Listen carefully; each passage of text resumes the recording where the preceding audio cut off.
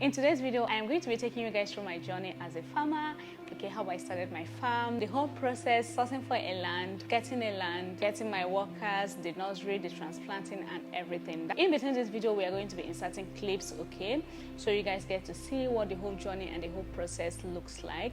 And of course, I'm going to be answering some of the questions that some of you have been asking me. Ever since I brought it to your notice that I am now a farmer, I've been getting a lot of questions, a lot of calls. So without talking too much, let us dive right into the video. Please give this video a thumbs up, share this video, leave a nice comment, and of course subscribe to the channel. If you're yet to do that, it is totally free. On the 13th of December 2023, that was the day I decided that I was going to go into farming. That was the day I made up my mind, to become a farmer. But then the year was already coming to an end, so I decided, to put a hold on the whole dream and then start, the whole process proper in January 2020. If you need your tomatoes, of course, we sell in crates, and my tomatoes are so good. You guys, it is very, very good, very healthy, very yummy. Call the number on the screen right now and send a WhatsApp message. You can send a mail to the email address on the screen now, to causticfarm@gmail.com. Place your order. Of course, you are going to pay before delivery. Price of tomatoes fluctuates. The standard price that we sell a crate of tomatoes is 30,000 Naira, excluding the cost of transportation. If you stay in Akure or Ibadan, the major city, where we can do free delivery for you guys. We harvest every Saturday. Apart from tomatoes, we are also working on pepper, so very soon pepper is going to also be available. Your habanero pepper, your red, green and yellow bell pepper, we are going to be doing that very soon. If you are looking to go into agriculture, there are different areas you can go into if you want to go into farming. So first of all, you need to decide whether you want to go into crop farming, whether you want to go into animal farming, or even production. So different areas. So then in January, I did my research and then I concluded that I was going to go into crop farming. A lot of things contributed to the decision I made, and but that is not what this video is all about, so I'm not going to go into that in this particular video. Once I decided that I was going to go into crop farming, that was when I knew that I needed a land. Of course, anyone that wants to go into crop farming, you need a space. I went in search of a farmland. I decided that I was going to start with tomatoes, and you know that in this country there are places where tomatoes does not do very well. It could be as a result of the soil, the type of soil. It could be as a result of the temperature. A lot of things contribute to this. From my research, that means I was not just looking for a land, I was looking for a fertile land. So, and let me just quickly put a disclaimer here. Everything I'm going to say in this video is based on my own knowledge and experience, and what I have been taught and what I have learned, the experience I have gathered on the job so far. So once I've known that there are places that tomatoes does not do very well, the first thing I did was I did my research. I asked questions, I found out those areas, where I could cultivate my tomatoes and then have a bountiful harvest. Because of my whole YouTube journey, filming, interviewing farmers and all, I gathered little knowledge about farming. So that was when I got to know that it is not just any land that can produce tomatoes very well. So I was just focused on acquiring my land in such areas. For example, some people said in Ondo State tomatoes do very well, and I've farmed in Ondo State and I found it like what they said is truly true. It does very well in some parts of the north, in Osun State as well, I think, judging from what people told me. So once I was done with the second step, I proceeded to the next step, which was finding a land. So I started looking for a land in the location I had chosen. So when I was looking for my land, you guys, I was also checking for the accessibility of the land, because your girl, I don't like stress. I don't like stress. Like, farming is a lot of stress. Being a farmer is already a lot of stress. So I didn't want anything to add to the stress, so I was looking for how close it is, its proximity to the major road, how accessible it is, like generally. I'm just going to insert a clip, for you guys to see the whole thing that I went through when I was looking for a land. Like, you guys, I checked out multiple lands before I was able to finally decide, you know what, I am going to settle for this. I feel like this is close enough, this is good enough, so I decided to choose one. So just watch this video, I will be right back. Guys, I actually met a subscriber here, but she doesn't want to say hi. I don't know why. You can see her back. See her back. She doesn't want to say hi to you guys, but I just met her. Shy. Okay, oh yeah, shy. They've already seen your face. Why are you running? She's my sister from Jigawa, right? Wow, like you guys, I'm so happy that at least something is entering my eye. I'm glad you did the video. Honestly, Else I wouldn't have seen it. wow. And I'm also happy that I was able to inspire you and inspire some other youths out there to start up something for themselves. Like, Yes. you guys, It's worth trying. it is worth trying, actually. Okay, so this is where you get the water from. Cannot buy more than It grows more than this during the. Ah. So that place. that left go. Wow. Yeah. So you guys, we are here in a forest. Oh my God. Trying to check out a land for my farm. Okay, we are here at the farm. I want to show you guys the water source, what it looks like, what water source we have here. All right, so you guys, if they dig this one, will it be able to supply water? Maybe if they dig it, right? Like what we are just saying, like this water that we are seeing here, will it be enough, like to supply the farm? It will not be enough. That means we have to look for other water. So we get time. I also want to quickly add that in getting a land, you have two options available to you depending on the capital, the amount of capital and the amount of money you have at hand or you want to start your farming with. You can either lease a land or you buy a land. And I am going to give you guys an estimate, a rough estimate of how much it might cost you depending on the one you decided to go for. Leasing a farmland in the west, here in the western part of the country, I am going to be using Ondo State for example. That is where I did my first farming. If you want to lease a land in Ondo State for example, it is just between 60,000 Naira and 100,000 Naira per acre. I also want you to bear in mind that a lot of things can contribute to this figure that I just gave you guys, because it all depends on depending on the proximity of the land to the major road, the accessibility, definitely the accessibility of the land. Are people living around the area? Is there any stream or a river, very close to your farm? Because of course, as a farmer, you know the importance of water. Okay, so all these things affects how cheap or how expensive your land is going to be. When I was looking for my farmland, I think I even saw a land here in Ibadan that they wanted to lease at I think 20,000 Naira per acre. Is it 20,000 Naira or what? Can I even remember? Let me check please, I'll be right back. The lease for that particular one, they said it was going for 20,000 Naira, but unfortunately 20,000 Naira per acre, okay? But unfortunately, there was no stream there, no stream, no river. That means if I was to lease that land, I would definitely have to drill a borehole or dig a well so that I would get water, and that was something I was not, cut out for. So I had to look elsewhere. Okay. So the second option is buying a land. So if you want to buy a land, it costs approximately it can go as low as 200,000 Naira and as high as 1 million Naira per acre, okay, depending on the location, okay, again, and its accessibility and how close it is to the road, to the major road, or how close it is to where people are living, depending on the area, the city, the area, its proximity to the major road, how accessible it is, and are people living around the area, and a lot more. Also, if there is a stream or a river close to it, like it also contributes to the price of the land, okay?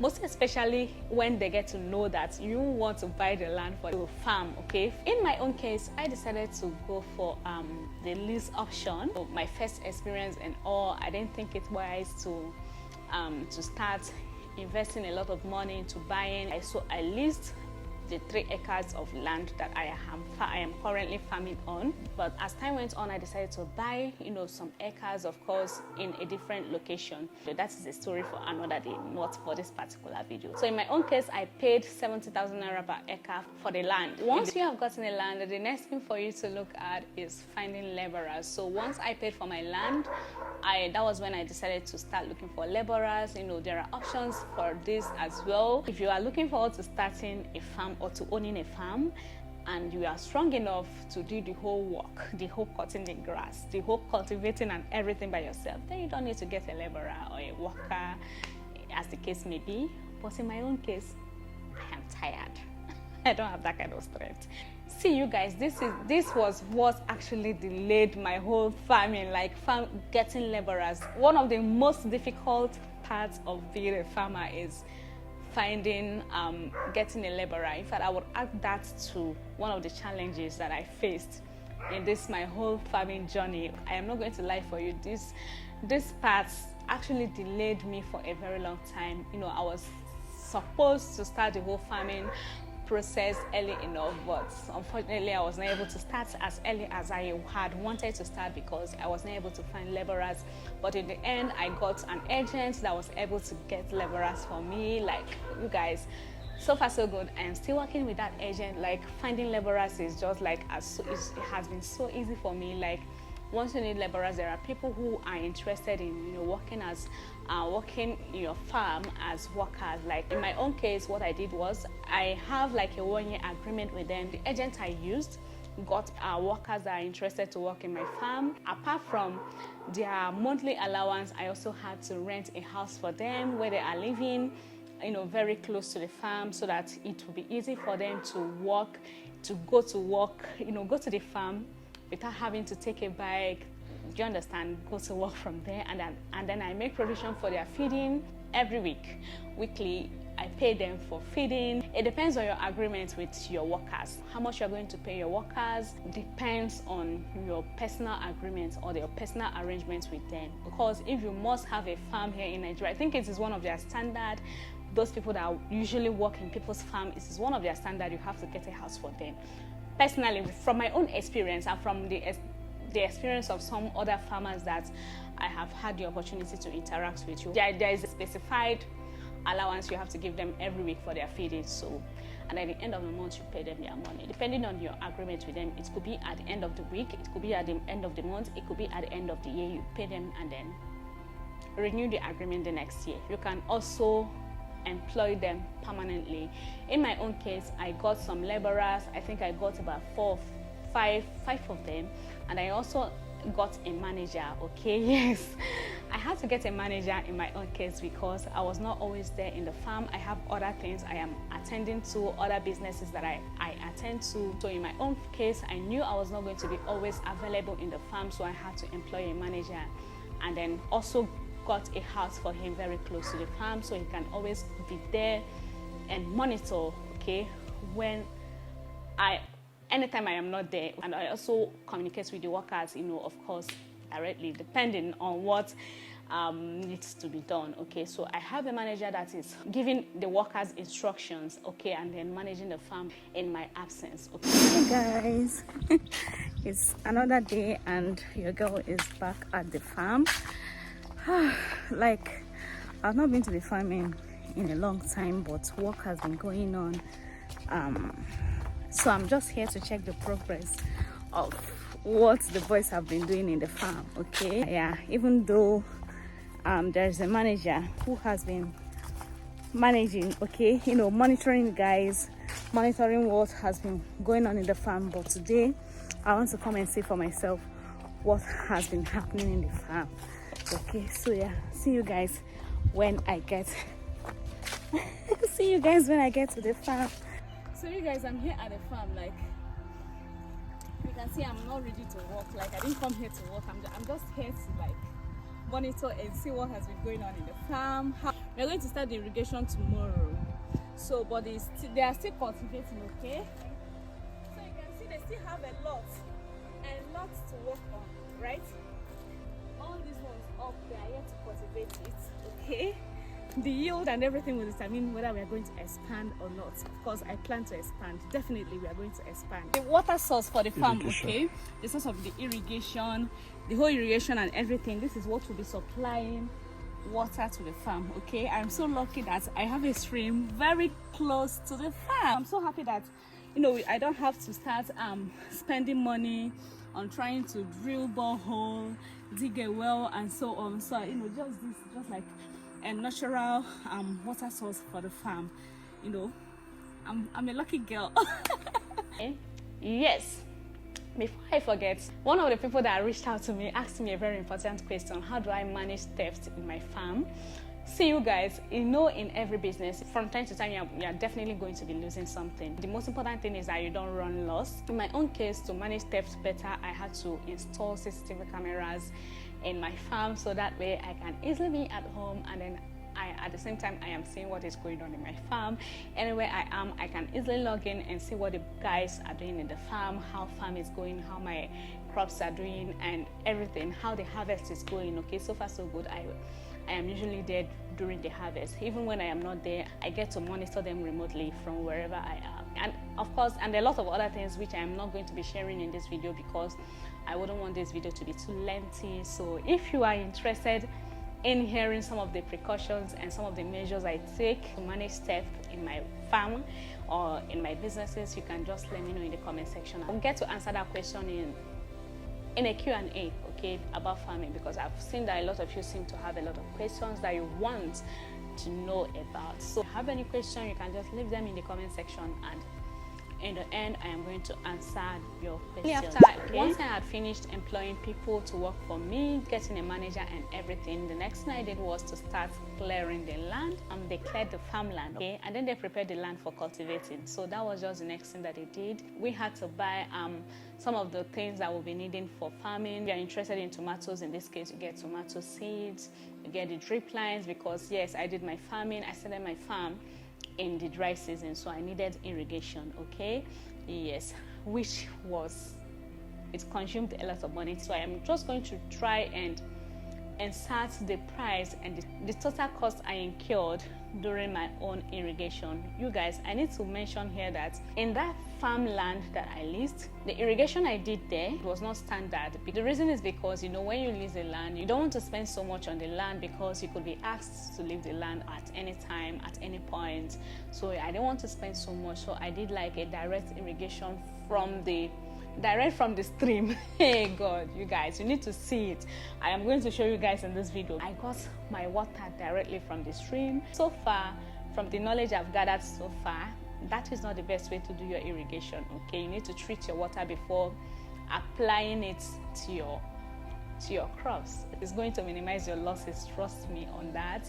So I did my irrigation. It was so direct, like from the farm. Okay, now take for instance, someone just sprayed chemicals on their farm, harmful chemicals on the land or something like that, and then it rained, and then the rain washes them away to the stream, and at the end of the day you came to your farm, you want to spray your crops, and then you don't know how to explain this, but I don't feel like getting your irrigation directly from the stream, like you wired it directly from the stream, I don't think it's the best thing. So in the farmland that I told you guys that we are working on right now, it is not going to be the same. In fact, it is not the same. This time around we want to get it right, because, you know, when the farm is yours, when you purchase the land yourself, any investment you are making on the land, you feel like, oh wow, like any fixed asset or whatever thing you want to get on the land, you are sure that it is yours, and you know that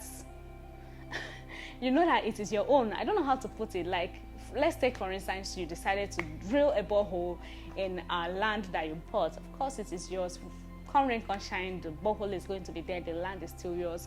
But let's say you leased, you might not have the mind to drill a borehole. I hope I am able to convince you with these few points of mine. I'm just giving you guys a breakdown, a summary. Okay, then we also did the nursery, and after 21 days we transplanted. I am going to insert the whole preparation that we did before transplanting, so that you guys can watch the video right now and then come. So today we are applying organic manure on the farm. Okay, so we're about to start doing transplanting. We want to transplant the tomatoes. Why not wait and use barrow? It's not better to use barrow. Hey God, easier, beg.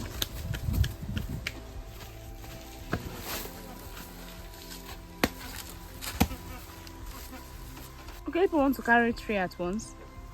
You won't carry 3? I think so. Okay.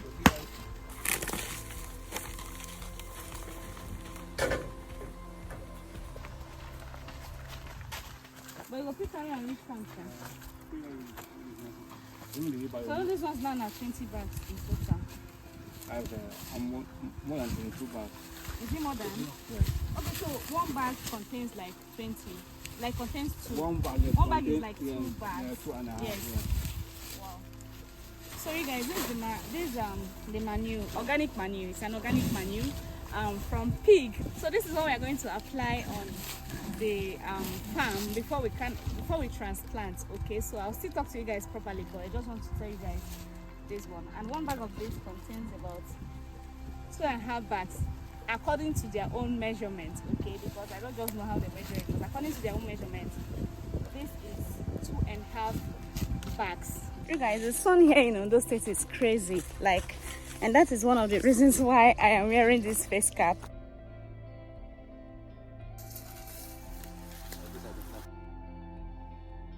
We no dry, it dry. Okay, you go get some when no dry me, but no mean say you go throw me away.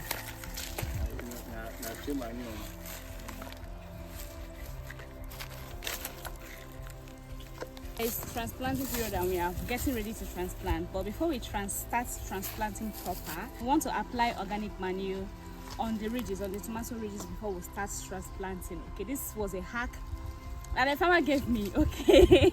Yeah, so we got this hack from a farmer. So yeah, I am just going to try it out and see how it goes. It is going to help it to be healthy and grow well. Okay, and that is what we are doing today. Like, you can see the guys that they're just helping out. In fact, everybody's going to work today, even me. I am going to try as much as possible to work a little, but I'm not going to work too much because I have other things that I need to meet up with today. Like, after applying these manures today, we're going to leave the ridges for a day or 2 before coming back to transplant. Okay, yeah, so that is what we have.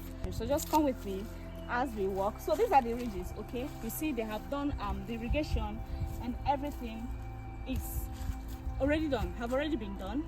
Like, I don't know, I didn't come here, I was not around when they did the whole irrigation and everything, but I am still going to insert some clips for you guys to see, because my manager got the clips. He filmed, because I just had to, whenever I'm not here, I have him like film, record videos and then send to me so that I know what is happening in the farm. So these are the drip lines.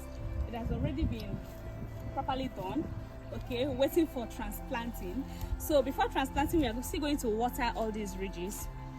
You're still going to see all those in this video, but just in case, before transplanting, we are going to water the ridges and then do the transplanting. In this video, we are going to learn all those things, and they are going to do all those things with us here in the farm. So I want to take you guys along through this whole journey of farming, so you get to know what it feels like to farm, and then of course learn from my mistakes. If I'm making any mistakes, you get to learn from it. Okay, the water source is down there, and we have a pipe that supplies water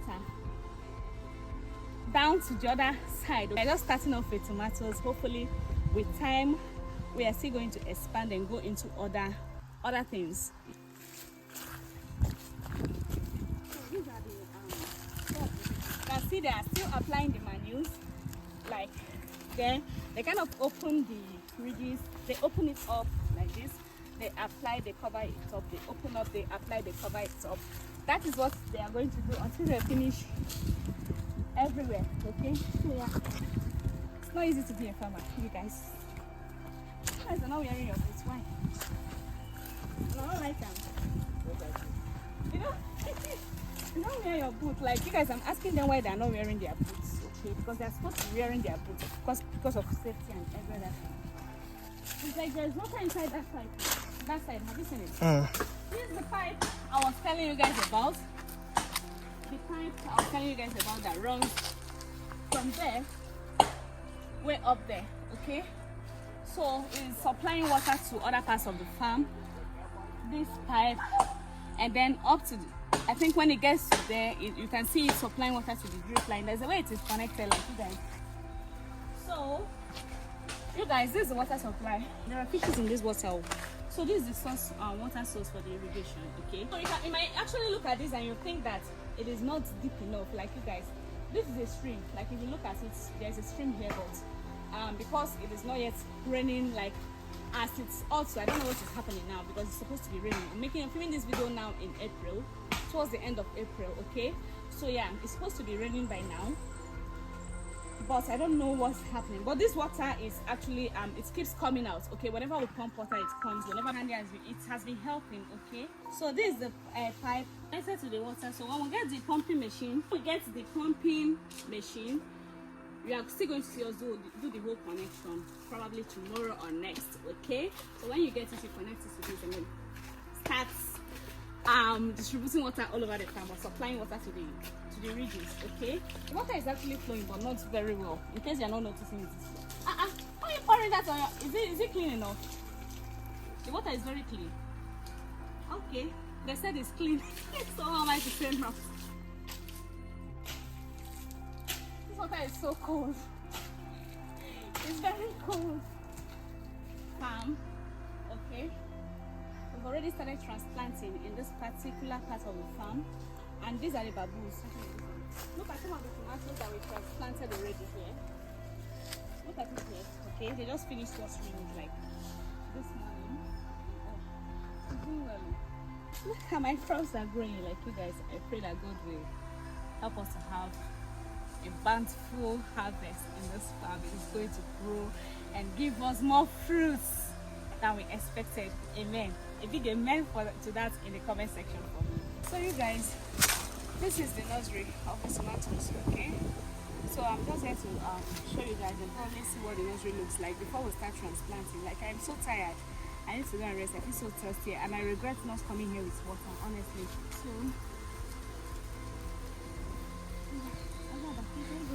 So maybe we can just show you guys what it looks like a little bit. I don't know if you can see it at all. So we are here to construct a proper nursery house.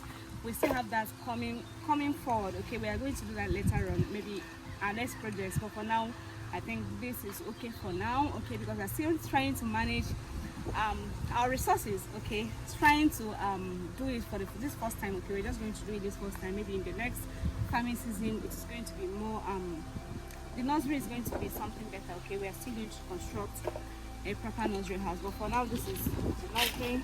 Okay, you can see some over there and then some over there too, so you can see all that. Okay, so that is the nursery for the tomatoes farm. Okay, someone asked me what type of tomatoes I planted.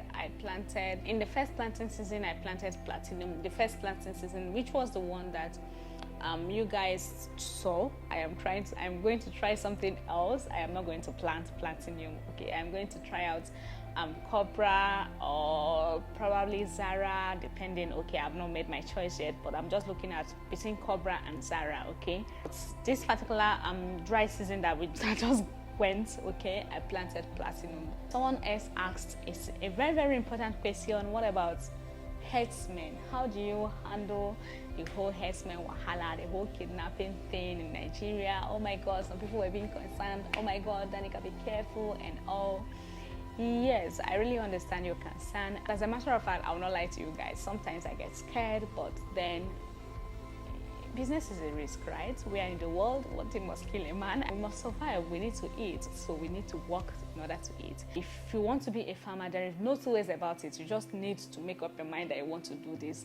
You just need to put away the fear, and then of course do your research, ask questions, be sure that where you are getting your land is safe, relatively safe. If it is a community, ask questions. Do they have farmers, herders clash? Is there anything like that? Is there anything like kidnapping? Is there anything like, just ask questions generally and be sure you're making the right decision. As long as there is nothing like that in the location where you are getting your land, then you can go ahead and do whatever it is you want to do. You do what you can do and leave the rest for God, and God is going to protect you. Of course, He's our protector. I believe that what He does not approve is not going to happen in our life. That will be all for this particular video. If you did enjoy this video, please give it a thumbs up, share this video and leave a nice comment. I will see you all in the next one.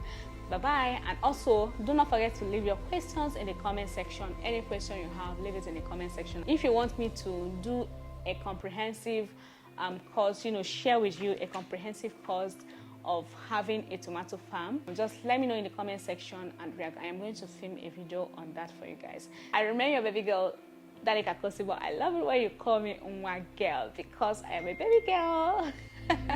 So see you all in the next video.